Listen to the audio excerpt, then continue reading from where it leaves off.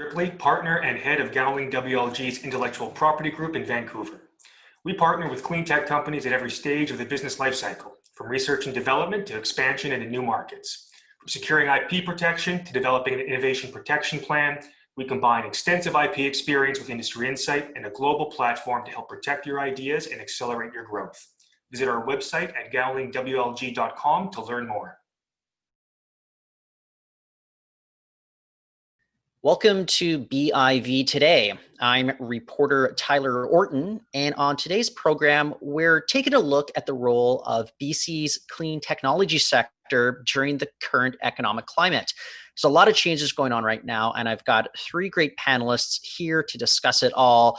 I want to first introduce Anna Stukas. She is Vice President of Business Development at Carbon Engineering. Thank you, Anna. We also have Jeanette Jackson. She's CEO of Foresight Tech. She's CEO of Foresight Cleantech Accelerator Center. And we also have lawyer Roch Ripley. He's a partner at Gowling. He specializes in the tech sector as well. I want to thank all three of you guys for joining us on the program today. Absolutely. Thanks for having us. So I'll kick off the discussion here. I don't want to bury the lead right now because the pandemic is undoubtedly upending the economy as we know it. And we're looking for a lot of growth at the same time that British Columbians, well, we're now being hit by those wafts of wildfire smoke over summers. It's very palpable now in a way that it wasn't always. Maybe Jeanette, I can start with you. Like, what kind of opportunity do you think the pandemic is providing the clean tech sector in the British Columbia economy at this moment? Yeah, for sure. I mean, it's no secret that globally, BC is a place that investors and industry look to source amazing clean tech innovation across many sectors. We also know that there are a lot of competing interests. Traditionally, the resource sector and tourism have been really strong candidates for, building the BC economy as well. But in the face of COVID, what's happened is we've seen two things: an unprecedented ability for people to actually come together and collaborate on a specific cause. And the second thing is we've seen more funding and capital from both the private and public sectors that have the opportunity to foster a successful transition to BC's green economy. Well, Anna, maybe you can jump in on this because obviously you guys over at Carbon Engineering, you're in a very, very ideal place right now. You're moving into commercialization mode. You've had a lot of success with funding, but that was before the pandemic. And I just want to maybe get you to chime in about kind of the opportunities you see as a company that is moving into that frame of commercialization that so many other companies are probably envious of right now.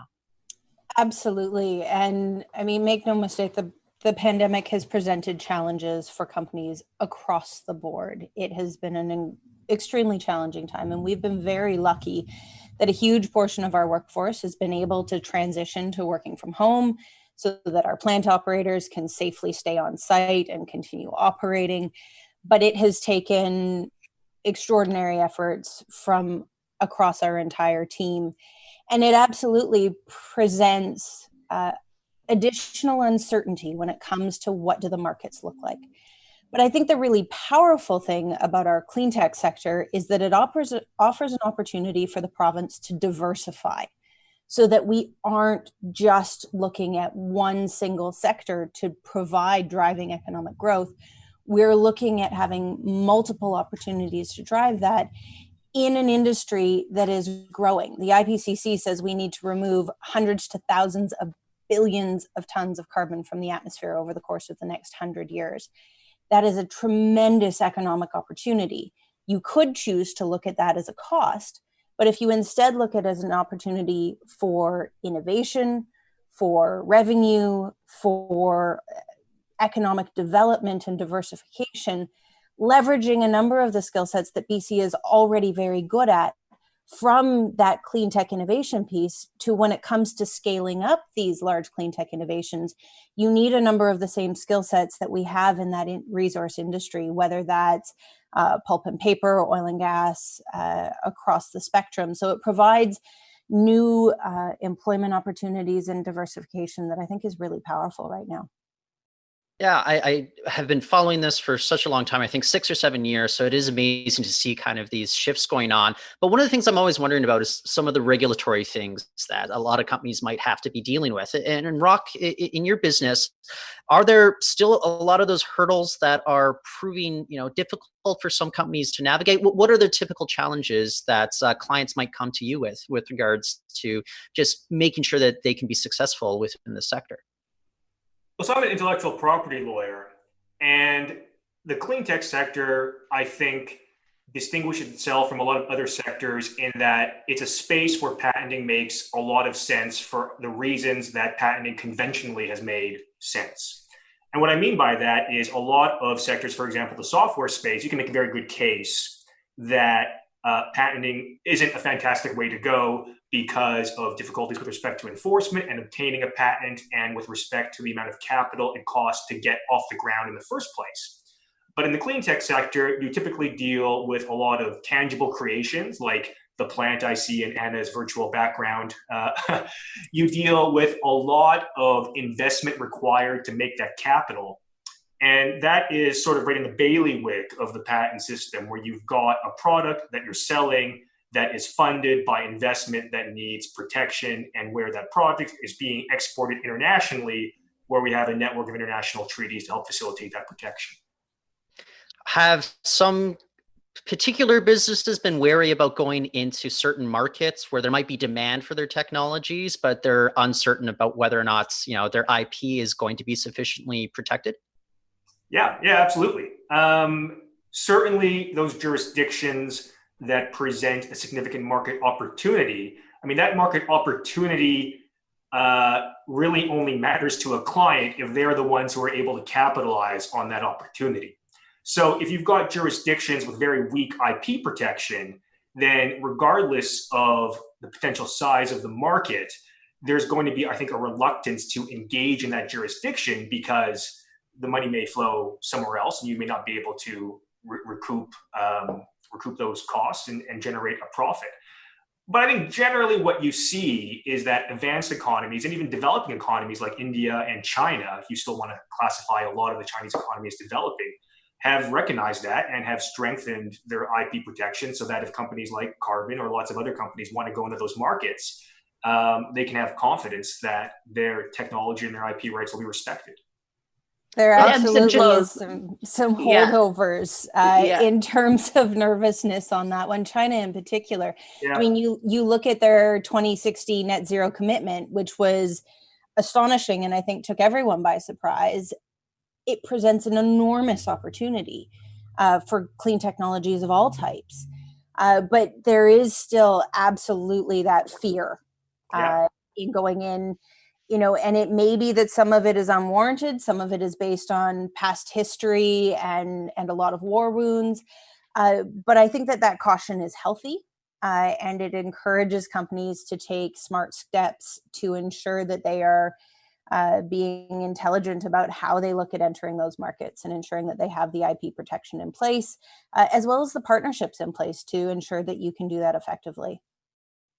I think China's a really interesting example, because absolutely, you talk about war wounds. That's a perfect way to put it. Because 15 years ago, say, the advice or perception was that you couldn't enforce your IP rights in China. It's not a linear thing though that's happening right now. I think there's periods where there's a lot of confidence, and then there's periods where the confidence gets pulled back, and sometimes it's not necessarily a business decision. It's something else that's influencing the dynamics between the countries. I don't know if this is the best path forward. What we do know is that over 90% of our clean tech companies today have to export to scale.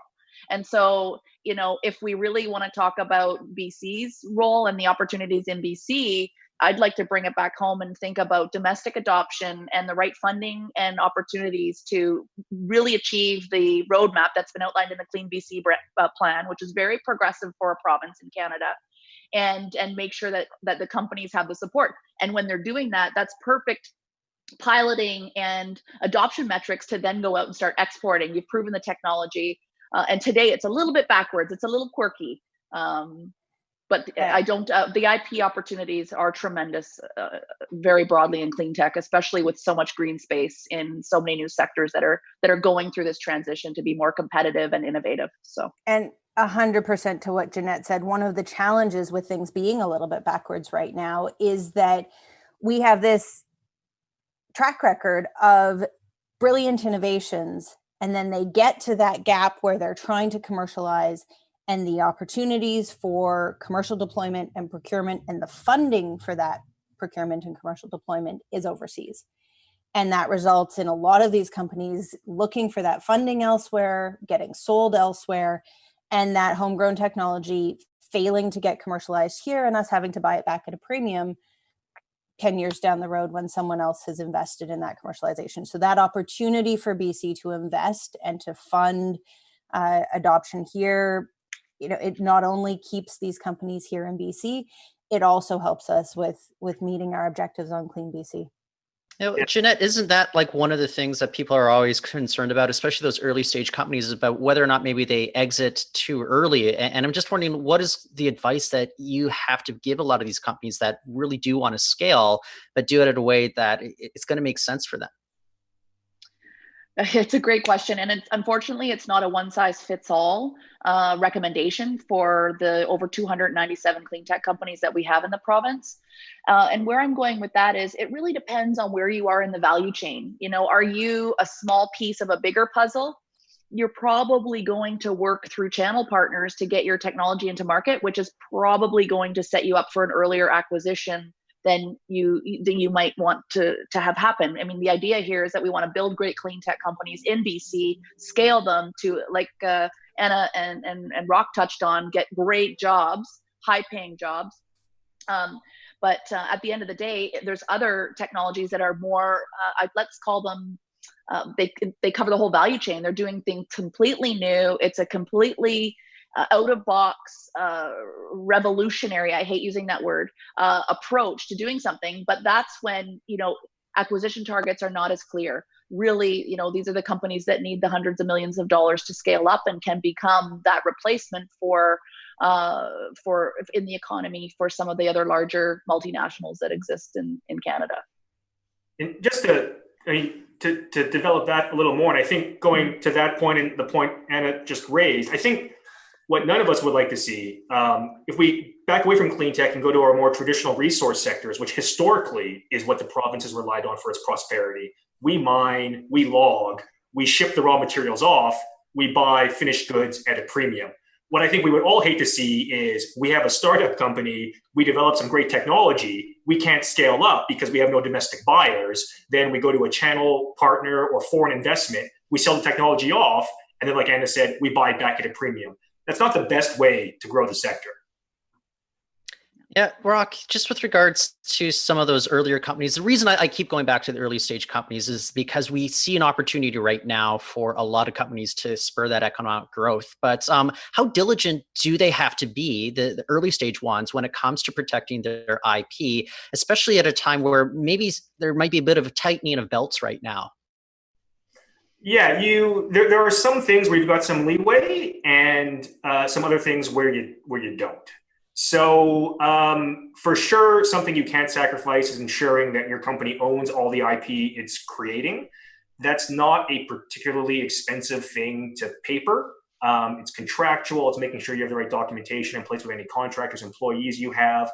And also, really with patenting, the cost milestone clock starts with when you want to commercialize or publicly disclose your invention. So if you have, there are issues now with spending the money to secure patent protection, depending on what your markets are and your commercialization schedule, you may be able to play with when you're going to publicly disclose or commercialize your invention, and in that way change when you have to actually spend the money to secure patent protection. But I would say there's no putting smoke back in the bottle if you've already commercialized or publicly disclosed, and it can be really hard to tidy up ownership if you don't have it from the outset. So those were the points I would, and I do emphasize to all companies. Yeah, and Anna, something that I'm just very fascinated by, though, is just what your own experience has been day to day as you guys move it towards commercialization. I'm wondering what the appetite is domestically versus internationally when you guys are looking at markets that would be interested in this carbon capture technology that you guys have been developing for years. Mm-hmm. Well, and ironically, when you look at the rendering of the plant behind me, it surprises a lot of people to hear that the US is actually one of the most progressive markets for commercializing, taking CO2 out of the air and putting it back underground, because of a combination of the California low carbon fuel standard and the US federal 45Q tax credit. Now, we have a lot of the elements of that here in Canada that we can build on. The British Columbia low carbon fuel standard very closely parallels the California one.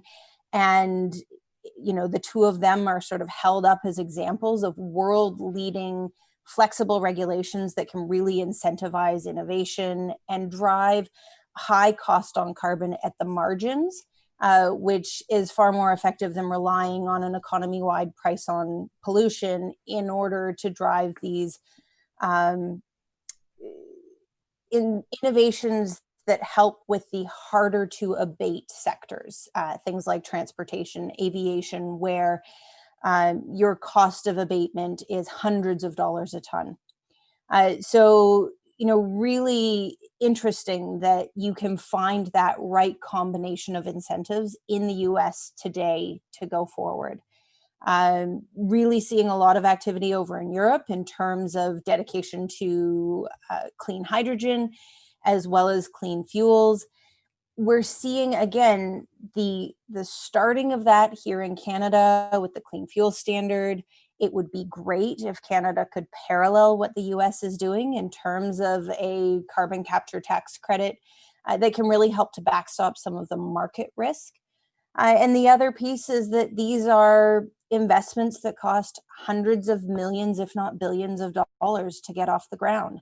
And so finding those sources of capital and being able to mobilize that capital is absolutely critical. Again, we have some ideas on that in Canada, things like the Canada Infrastructure Bank, where we could do that. But they're all in very early stages, and it's something that is on the newer side of things for us. And there is that uncertainty relative to the US, where there's much more comfort in deploying investments of that magnitude. Well, why don't we pause right there? I think we need to come back for part 2 of this discussion. But for those that will be tuning in tomorrow, I just want to remind everybody that with us right now, it's Anna Stukas. She is Vice President of Business Development at Carbon Engineering. We also have with us during this panel today, Jeanette Jackson. She's CEO of Foresight Cleantech Accelerator Center, and lawyer Roch Ripley. He's a partner at Gowling. He specializes in technology and intellectual property. That's it for BIV today, but we'll be back tomorrow with part 2 of our discussion.